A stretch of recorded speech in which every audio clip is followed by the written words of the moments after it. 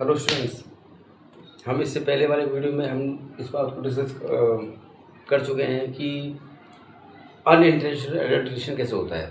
मतलब जानबूझकर यहाँ पे हम लोग करेंगे, जानबूझकर की गई मिलावट। और हमने इससे पहले किया था कि कोई आदमी चाहता नहीं है मिलावट हो जाए, लेकिन हो जाएगी थी बिना जानबूझ के, अनजाने में। उसको हमने नाम दिया था अनइंटेंशनल एडल्ट्रेशन।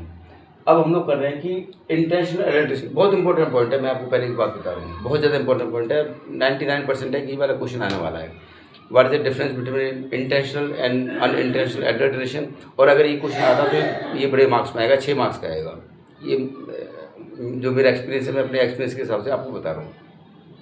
हमने ये कर लिया था कि इंटेंशनल जो हो रही है ना, उसमें कोई आदमी जानबूझकर उसको मिला रहा है। और अगर वो जानबूझकर मिला रहा है तो अब हमको ये नहीं सोचना है कि वो कैसे मिल गई, हमको ये देखना कि उसने कैसे कैसे करके मिलाया है, क्योंकि वो जानबूझ कर रहा है। ये मैं आपको पहले वीडियो में भी बोल चुका हूँ। अब हम यहाँ पे टॉपिक करेंगे कवर कि किस किस तरह से मिलावट की जाती है, क्योंकि यहाँ पर की जाती है मतलब कि वो कर रहा है। Number 1, adulteration using manufactured product. मैं आपको एक एक करके उनके एग्जाम्पल से समझाने की कोशिश करूँगा। हमने किसी मैन्युफैक्चर्ड प्रोडक्ट के द्वारा उसके ओरिजिनल जो कंटेंट था, जो उसकी ओरिजिनल क्रूड ड्रग थी, उसके अंदर मिला दिया। एक एग्जांपल देता हूँ मैं आपको। आपको मालूम है कि नींबू का पानी जो है ना, नींबू का पानी, अगर आप नींबू का आपको शिकंजी पीनी है तो नींबू में नींबू डाला आपने, चीनी डालोगे, नमक डालोगे, उसको आप शिकंजी बना लोगे। लेकिन नींबू की जगह पर ही एक प्रोडक्ट आता है जो कि खट्टा होता है, वो उसका स्वाद उसी तरह का होता है जैसे कि नींबू है। उसका नाम है सिट्रल। आप मेरी बात मानिए, आप इन एग्जाम्पल्स को प्लीज नोट करना। चाहे तो आप उसको देख लें दोबारा, या आप उसको आप स्क्रीनशॉट कर लेना। मुझे बहुत ज़्यादा नॉलेज है नहीं है, not much of so I mean techno friendly. तो आपको ये देखना है। सिट्रल एग्जाम्पल जो मैं दे रहा हूँ वो होता है वो जो खटाई करने के लिए फेमस है। थोड़ा सा आप डालोगे, 2-3 बूंद डालोगे, वो नींबू के बराबर में खट्टा कर देगा। लेकिन उस केस में है क्या, वो है तो एक मैन्युफैक्चर प्रोडक्ट, है तो वो एक डुप्लीकेट चीज़, और आपने उसको यूज़ कर लिया किसके लिए, नींबू के लिए। तो ये हो गया एडल्ट्रेशन। आपने मिलावट कर चुके हो, और आपने किससे मिलावट की है, एक ऐसी चीज़ से मिलावट की है जो आपने मैन्युफैक्चर कर रखा है। ये एक केमिकल है और इसे आप मिला दो।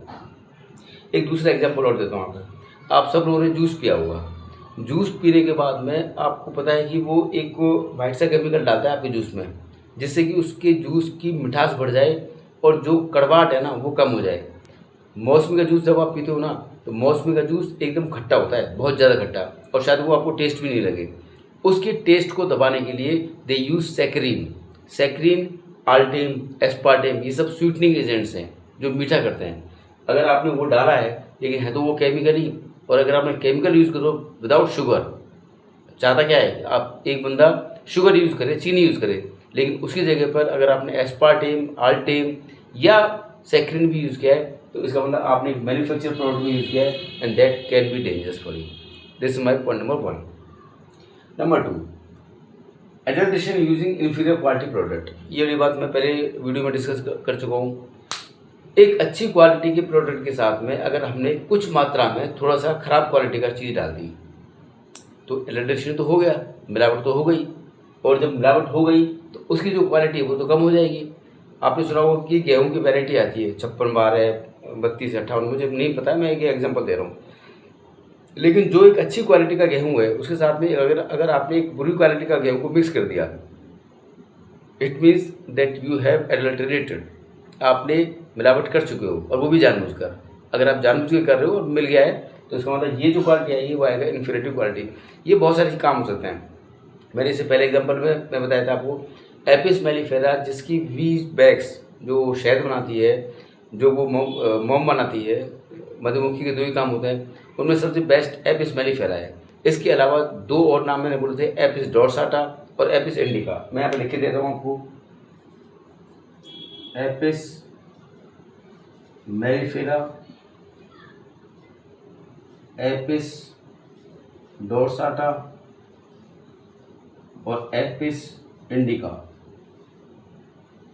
इसमें से मेरे ख्याल से ये जो है ना वो सबसे बेकार वाली है, और ये वाली जो है ये बेस्ट है, ये मुझे पक्का पता है।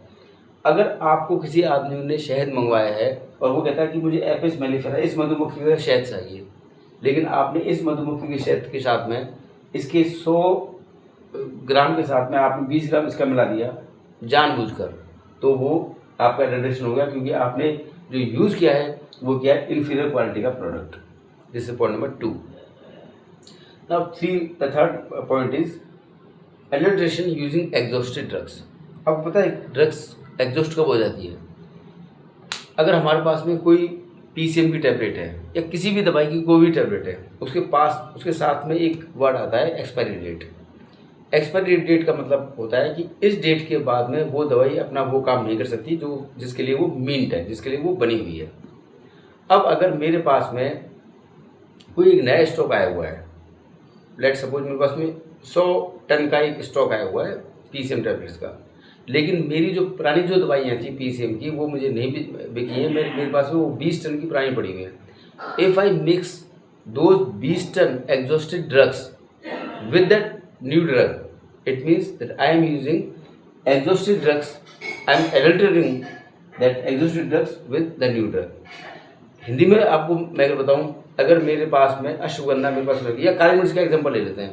आपको पता है काली मिर्च को अगर आपने बहुत दिनों तक रखा हुआ है तो उस काली मिर्च का वो असर, वो टेस्ट, वो स्वाद नहीं रहेगा जो आपने अभी भी नहीं लिए। या हींग का देख लीजिए आप, हींग आपके कोर्स में है, काली मिर्च आपके कोर्स में है। अगर आपने हींग को जो आपने नई ताज़ा बनाई है उसका टेस्ट, उसका सुगंध वो एक अलग ही होगी। लेकिन अगर आपके पास में एक ऐसी हींग पड़ी हुई है जो अब एग्जॉस्ट हो चुकी है, जो अब ख़त्म हो चुकी है, जो जिसकी पावर ख़त्म हो चुकी है, जो कार्बोनेटिव नहीं रही है, जो एक अच्छी GI रेगुलेटर नहीं है, अगर हम उसको यूज़ कर रहे हैं किसके साथ में, एक नई ड्रग के साथ में, और मिक्सअप करके दे रहे हैं, तो it means that I am doing adulteration with an exhausted drugs. Got my point? Fourth point, अगर आप इस तरह से मिक्सचर कर रहे हो कि हमने किसी एक चीज़ के साथ में एक दूसरी चीज़ को ऐसे मिला दिया जो बाहर से देखने में सुपरफिशियली, सतही रूप से उसके जैसी लगती है, हमने उसको मिला दिया। ये एग्जाम्पल, वही एग्जाम्पल आगे दोबारा जो आपने काली मिर्च के साथ में पपीते के बीज मिलाए थे, क्योंकि पपीते का बीज और काली मिर्च दोनों बाहर से सुपरफिशियली सिमिलर हैं, सतही रूप से एक जैसी हैं। अगर हमने उन दोनों को मिला दिया या कुछ मात्रा में डाल दिया, इसका मतलब ये हुआ जानबूझकर, तो मैं एडल्ट्रेशन कर रहा हूँ, और वो जो एडल्ट्रेशन हो रहा है वो इंटेंशनल हो रहा है। अगर मैं जानबूझ के कर रहा हूँ, तो अगर वो कहीं पे मुझे मिल गया, मैंने मिक्सअप कर दिया, तो वो अनइंटेंशनल है। लेकिन मोस्टली केसेस में, 99% केसेस में जो एडल्ट्रेशन होती है वो इंटेंशनल होती है, क्योंकि हर आदमी को पैसे कमाना है। अब मैं फिर से एक और एग्जांपल दूंगा जो मैं वो पहले में रिपीट किया था।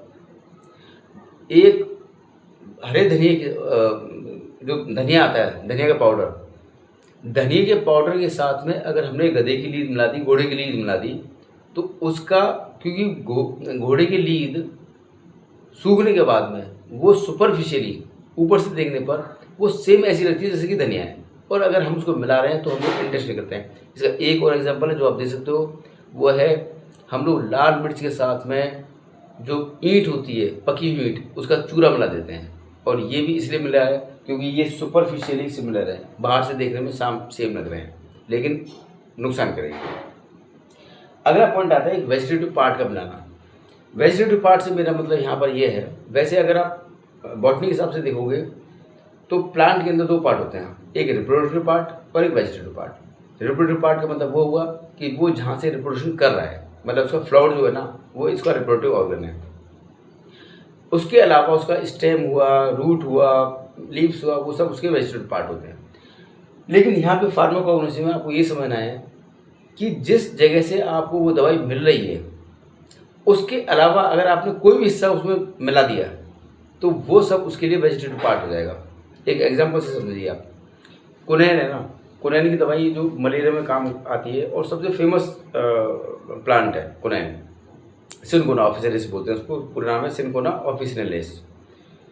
उसकी बार काम आती है, सिर्फ बार के अंदर ही वो एल्कोलॉइड्स हैं जो मलेरिया का ट्रीटमेंट करते हैं।